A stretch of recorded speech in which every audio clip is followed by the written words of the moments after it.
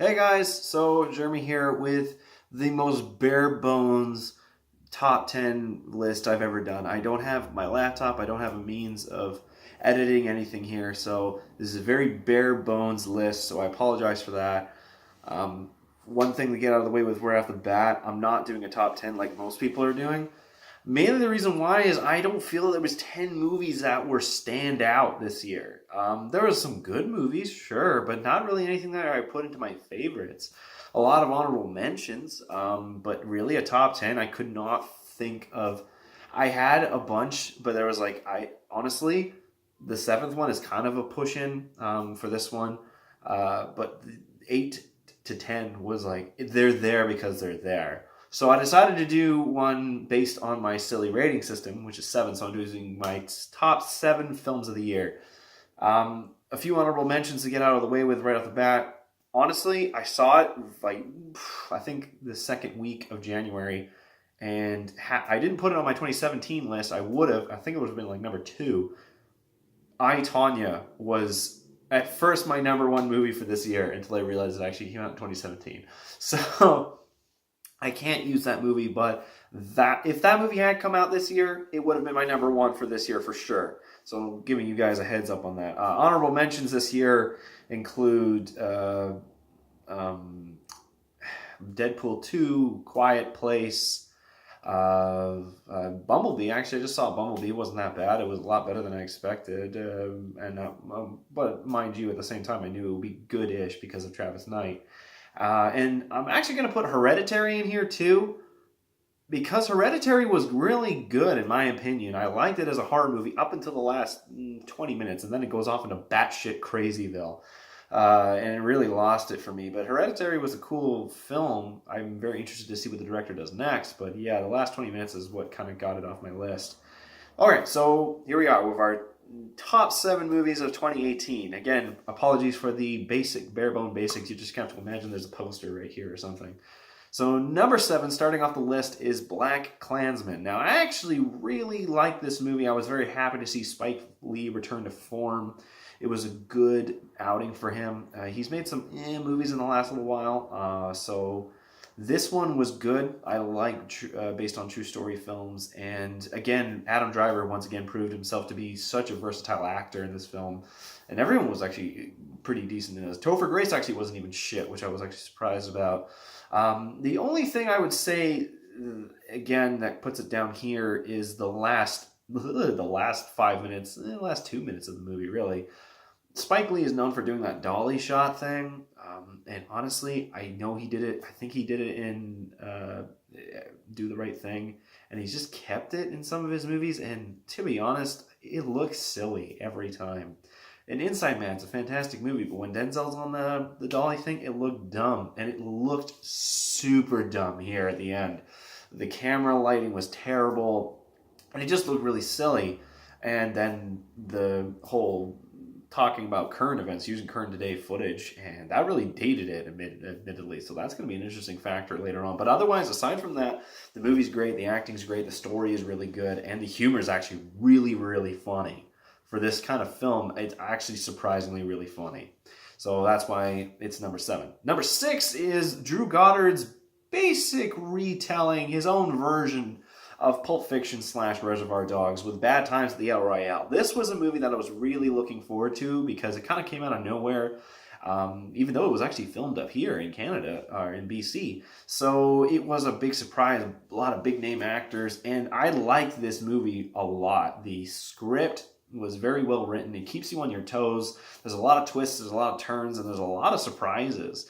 And everyone's really good in the film, even Dakota Johnson. I know she's good in other movies, but I just haven't seen her good in anything before, so that was good for her. And one of the characters who's my favorite character in the movie is one of my favorites. He went from being one of the worst, kind of the most basic, boring characters to one of the best characters. And I like when a movie can do that, when it can totally turn you around in the span of less than 2 hours about a character. So that is why Bad Times at the El Royale is number 6 on my list. Number 5 is Into the Spider-Verse. Now, this was a movie that I had a lot of expectations for, mainly because seeing the previews for it, the animation was fantastic. I really like this animation style. It's like a quasi mix of CG, hand-drawn, and stop motion, even too. And the storytelling in this film was phenomenal. Sorry, just going back to the animation, I really hope that they keep this with the Spider-Verse films that come after, because you know Sony's going to milk the shit out of this. But everyone was really good. The story had some good moments in it. It was the only 7 that I gave to a movie that was released in 2018 this year, as far as I know, as far as I can remember. And just because it was a 7, like it's a pretty much perfect movie. Like everything's good about it. There's not, I think there was maybe like 1 or 2 flaws I had with the film, but otherwise it was a phenomenal movie. It's the best Spider-Man movie ever made, and it was a movie that definitely should be seen by fans of the Spider-Man character. So that's why it's number 5.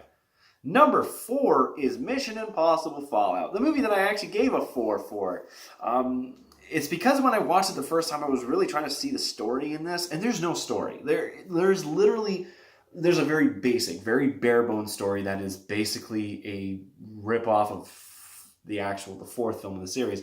But it doesn't really matter, because this is such a phenomenally directed action movie. The stakes were raised. I didn't think they could be raised, and it's going to cause a little bit of a problem, I think, for the 7th film, because they aren't making one.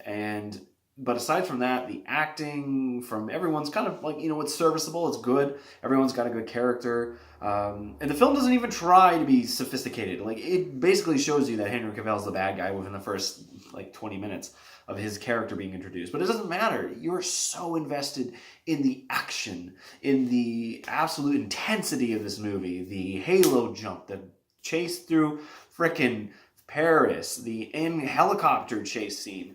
And there's parts of the film that have no reason to be as well shot as they are. The opening sequence, the fake raid on the convoy, the entire entrance into the nightclub. Phenomenally well shot film, phenomenally amazing, entertaining action film. It's one of the best action films since Mad Max Fury Road, pretty much, in terms of a simplistic story, but an incredibly well shot and well made action film. So that's why it's number 4 on the list. I kind of realize that now. Number 3 is A Star is Born. Now, this is a movie that was thinking about it. This film was a big Oscar contender. So was the one before it. And the one before it. And I even think the first one. So this is kind of interesting that a movie, if it does get nominated for a bunch of things, this will be a film that has been nominated for different awards 4 times in a row. If it's a Best Picture, Jesus. I think, because I'm correct, Barbra Streisand, she didn't win Best Actress, but she won Best Song, I think. I can't remember, but this was a fantastic movie. Bradley Cooper did a lot of training, both with the guitar and vocally, to be as good as he was in the film. And Lady Gaga really surprised me. She was a great character in this film. The relationship between the two and the focus on alcoholism was really real. It was very realistic, according to a bunch of friends of mine who have been through AA, who have been through addiction. The film covered it very well and very respectfully, apparently, from what I've heard. So I was really invested in this film, and I was thinking about it for a long time. And even the soundtrack, I was actually listening to the soundtrack before the movie even came out, and I was listening to it well after. I'm still listening to it from time to time. So that's why it's number 3 on my list. Now, number 2, okay, I was wrong. There was 2 movies I gave a 7 out of 7 this year. I just can't believe that it was April. Avengers Infinity War. This was a phenomenal movie. It was a fantastic build-up to everything, or payoff, to everything that had been building up for the last 10 years. And I thought that for as many characters and as many villains and as many story aspects and narrative changes or narrative directions that the film took, it all works well. And that is an incredible feat, because that doesn't happen too often. Not often do you see a movie that actually does everything correctly, everything well, and pays off. Because every time there's a trilogy, the final film, the big film, usually is a letdown, and this one was not at all, and that is why it's number 2 on my list. Now, number 1 is one that's going to polarize a bunch of people, because I've seen it on IMDb. People either love this movie or they hate this movie, kind of like Hereditary and others. My number one movie of the year is Annihilation. I loved that movie. I loved the visuals. I loved the characters. I loved the story. I hated the fucking book. I read the book that it's based off of, and the book is horrible. So that will give you an idea of how well Alex Garland did with making this movie. He took a narrative concept that's cool, but it was really poorly written in my opinion. I know there's 2 other books, but the first one's so goddamn boring for only 200 pages. I'm not going to read the other 2. But this was an amazing visual film. A lot of the aspects that you thought were visual effects were actually practical effects. And the film is just a wonder to behold. It's a great visual film. It's a great story film.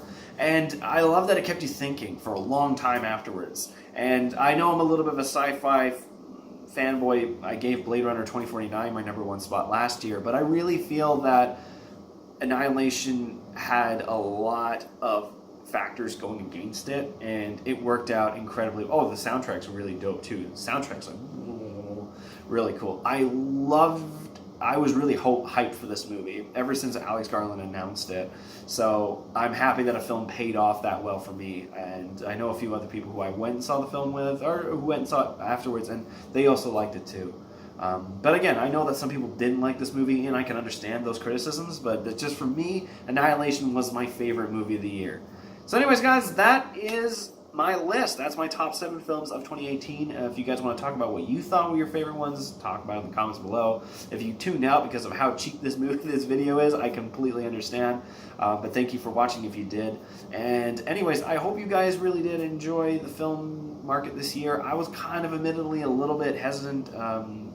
Again, it wasn't a bad year. It just was an okay year. That's probably the best way I can describe it, because a lot of things were just like, here and there. But anyways, that's just my opinion of what I thought of the films of 2018. I'm very much looking forward to 2019. We start off already with some good movies in January, which is a fucking surprise. How often can you say you're excited for January movies?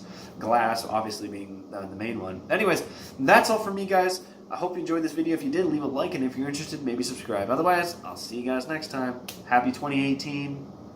Going into 2019. I think I'm supposed to say 2019. I don't know. I don't do New Year's things too often. Anyways, see you guys later.